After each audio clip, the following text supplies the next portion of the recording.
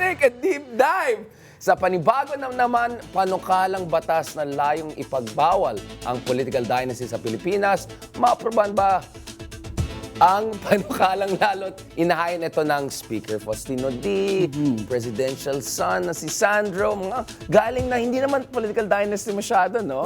Very credible. It's a very reassuring process. Dalawa yung page nung nasa kanyang salin na yung kanyang mga kamag-anak sa politiko. Si Speaker yata yun. Oo. So 13 versions, no? Ang Oo, daming kaya versions nakita ko dito. Duda pa rin ng ating mga kongresista sa panukala. Yung ilang kongresista, kasi parang hindi pa rin mapipigilan ng political dynasties. Tinatawag pa rin nga itong kongresista na malabnaw o mistulang mapanlin lang ang panukala dahil pwede rin naman palang maupo ng sabayang mga miyembro ng iisang pamilya. Sa katunayan nga, Carlo, marami ang umaasang tuluyan ng maisa sa batas ang anti-dynasty bill, kasama ko dyan. Dahil halos lahat nga ng mga posisyon sa pamahalaan ay hawak ng pamilya ng mga politiko. Case in point, Davao City. Dapat na rin sigurong na isa batas yung panukalang reforma sa party list system. Isa din yan, ha? Pati na rin yung kadena para naman sa transparency sa gastos ng pamahalaan. Lahat ng yan, tatalakayan natin dito sa Deep Dive. Parang sexy yung deep dive. Ready ka na ba? Deep Dive!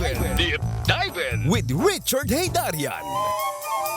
Go. Parang naging late Time out muna dahil sa aming pagbabalik. Hindi pa. Ayaw nga na. Gusto mo lang agad tutuloy siya. Ay, wag na.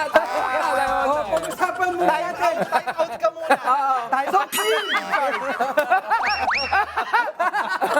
Ayan. So wait, ilang panukala na ba ang Ay, makagat ngayon. Hindi kasi na ano pa eh. Teka lang, sorry Carlo, pero jet lag pa kasi. Oo, naiintindihan naman Kaya nga natin na. maisip mo na lang yung With due respect. With due respect. Di, pero honestly guys, grabe naman yung range, di ba? Yung iba, napaka-restrictive talaga. If titignan mo yung Akbayan version at Makabayan version, it bans dynasty in multiple national posts, bans dynasty across government levels and jurisdiction, bans dynasties from running together, bans dynastic succession to same position, and also prevents dynastic abuse of party list system. So very strict. Yung ano naman, yung galing sa kanina pinag-usapan namin, Kina parang isa Speaker lang at na saka ban kay, majority yung multiple leader. levels sa government. Pero everything else is allowed. So anong klaseng anti-dynasty bill yan? So ako honestly, I don't know, Cleveland, Carlo, what do you think, like, ano yung golden mean dito na viable dahil ayaw naman magharakiri yung kongreso ng sarili nila. Pero at the same time, ayaw naman natin ng performative or pakit lang na anti-dynasty bill na vacuous na wala naman laman.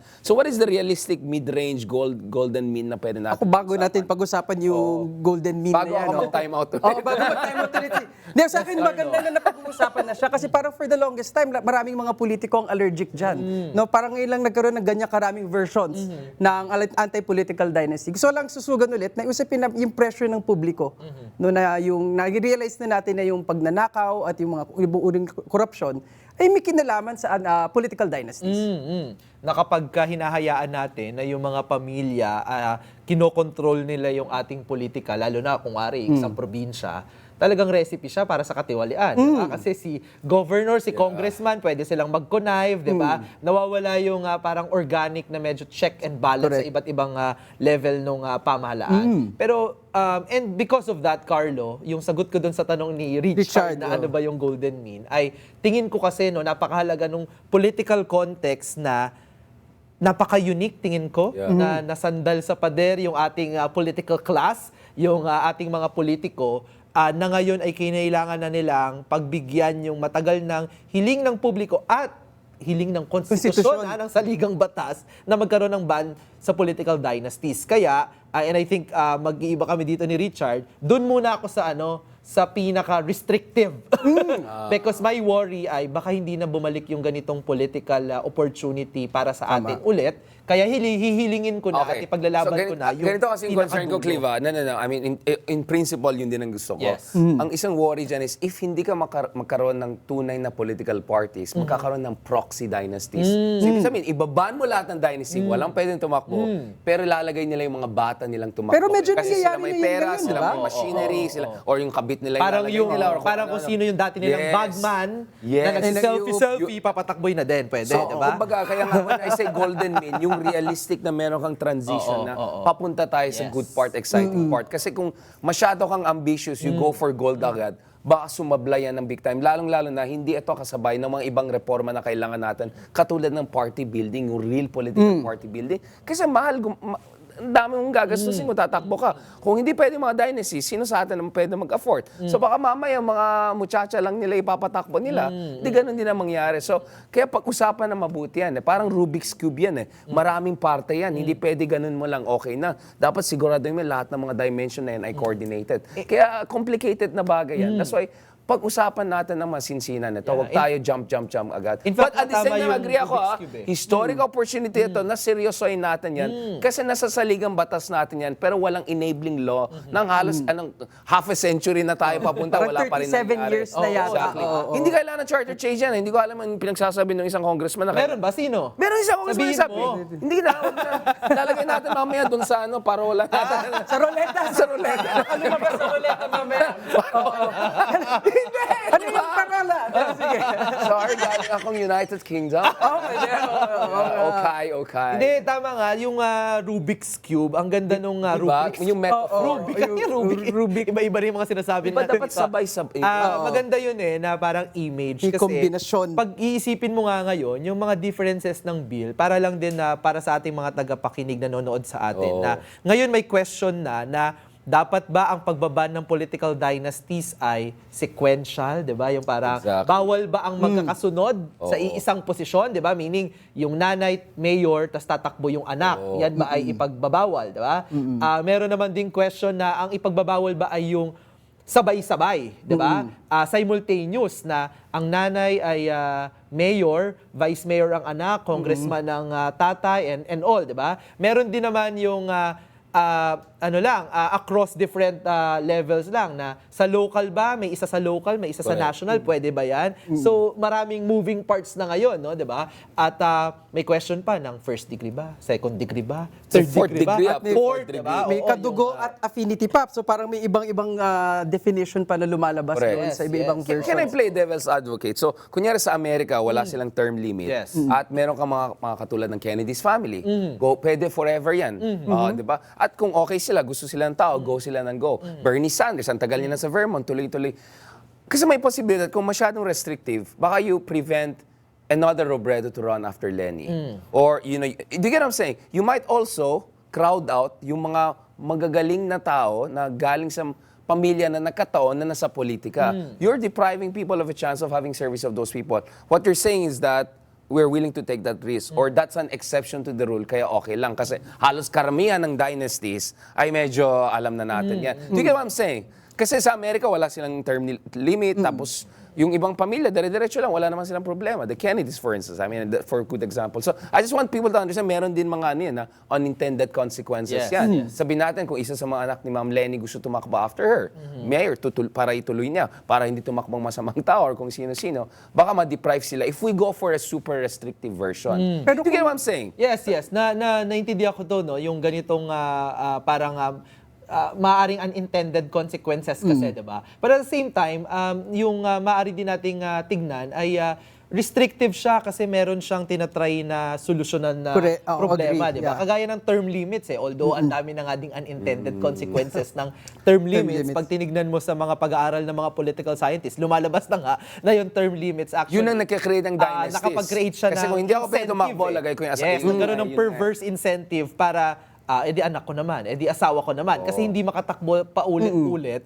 yung original na politician na medyo may popular appeal sa kanyang Exactly. constituency. So maaaring may ganun eh. Kaya kailangan naman din talagang pag-isipan ng mabuti na yung medicine sakto lang para doon sa ills ng society which is the dynasty, no?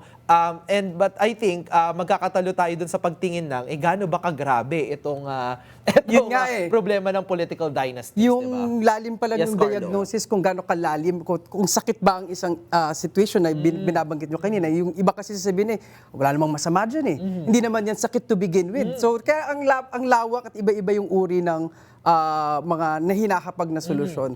Ako, may palaking concern ko at feeling ko magiging continuing debate pa yan, bantayan natin tong anti-political dynasty bill na to dahil maraming mga politiko nagsasabi nung nakaraan na wala naman kaming nilalabag na batas. So pagka nagkaroon ng batas, susunod kami. So ibig sabihin, bantayan natin yung implementation ng batas na ito. Tama din. Kasi magiging basis na nila para ma-justify ang kanilang dynasties. So yan ang mahalagang bantay natin. Maganda yung diskusyon, ilan ba dapat, gaano pa dapat kakonti, ito yung pwedeng mangyari. Mahalaga, tignan natin, baka niluto na tayo sa sarili nating mantika ilang pangamba ko. Maaari din. At saka may mga ano din, no? May mga questions din syempre kung ano ngayon mangyayari dyan sa mga political families, di ba? Halimbawa, kung yung most restrictive, isa na lang, baka meron din potential for violence, di ba? Sa loob ng pamilya. I mean, we're not strangers naman dito sa kasaysayan natin na bahagi yan ng mga political families. Kaya sila medyo may mga conflict na nauuwi minsan sa violent talagang conflict ay dahil hindi magkasundo kung sino bang papatakbuhin. So may kinalaman talaga siya sa klase ng political culture din tayo, especially sa local political scene. Diba sa SK at saka sa BARM, Barangay. pinagbawal na yung dynasty. So in fairness, may precedents Yes, na tayo. yes. Para sa akin, pag-aralan natin mabuti gaano ka-effective yung ginawa natin at the level of SK elections. Yung BARM kasi medyo may mga sa elections. But the idea is, meron na tayong precedents, meron na tayong constitutional provision. I completely agree, dapat pupunta na tayo in the direction of banning the dynasties. But the devil kasi is in the details. Correct. Or worse, baka fake yung anti-dynasty bill, man-normalize pa lalo Yes. yung ganitong kalakaran na ayaw din natin mangyari. Ma-legitimize So, na kayo. bantayan din Oo, natin diba? na mabuti Oo. ito. Baka pangalan lang pala anti-dynasty. Ang naiisip ko nga, maaari din kasi yung approach na gawin, yung sinasuggest ni Richard ay, maaaring pwedeng mag-focus tayo dun sa pinaka-worst kinds of dynasties, Correct. di ba? Halimbawa, yung fat and the thin dynasty, di ba? Yung Obese fat, yata yung term. yung obese na nga eh. Hindi tayo sila si ni, Ronald Mendoza yan, ha? Sabi ni Dean Julay. Julay Tihangi, na obese na nga yung iba. Hindi natin term yan, ha? Politically correct tayo. Baka ano, 'di ba? Baka yun yung focus, no? Yung sobra-sobra talaga. Halimbawa, I just remember because I also study yung sa Davao politics, binabantayan natin diyan, 'di ba? Na for the longest time talagang umiikot yun sa isang pamilya, no? Halimbawa, si Mayor Rodrigo Duterte nung panahon na yon, pag magbe-break siya, magko-congressman muna siya, tapos si Sara, Inday Sara yung magiging mayor, tapos pagka-after ng break na term, babalik ulit na mayor, and then Tapos may party list pa yung iba. May district, Extension may pa. party Oo, list. so Tapos talagang- yung isa, councilor, first councilor, pwede umakyat vice mayor. hanggang barangay cardboard minsan, yung di ba? mayor. Barangay captain pa yung parang Yan, pinaka- obese yun. Ano, di ba? Yung So obese that's case obese, yan. di ba? Yeah, Kasi yeah. almost all the key positions in the jurisdiction in a city halos nasa iisang pamilya, no? Tama, yan. Ang recipe talaga for katiwalian, no? So kahit pa naman sabi naman talaga may mga pamilya na pinagkakatiwalaan sila ng kanilang constituents. But di ba? exception kasi yan. You Yeah, never make a exception, rule based diba? on exception. Yes, diba? You Tas accept yun nga exception yan. Also, yung incentives, you don't want to, di ba? Ito na. Time out muna dahil sa